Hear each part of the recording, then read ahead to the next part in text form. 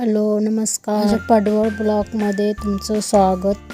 माझ्या गोड ताईंचं खूप खूप मनापासून स्वागत। आजचा दिवस तुम्हाला खूप चांगला जावे हीच बाप्पाकडे प्रार्थना।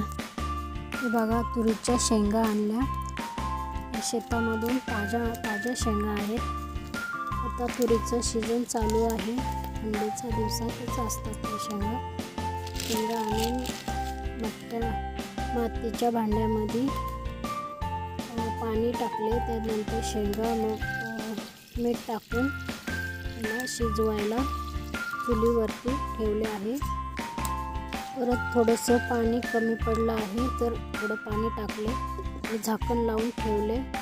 20 ते 25 मिनिट हे शिजवून द्यायचे। नंतर थोडंसं काढून बघायचे आणि हलवायचे थोडे, अशा प्रकारचे शिजल्या का नाही अशा दाबून बघायचे। शेंगा दाबून बघितले की मग ते सॉफ्ट झालेली लगेच कळते। बघा, शेंगा शिजल्या आहेत आपल्या।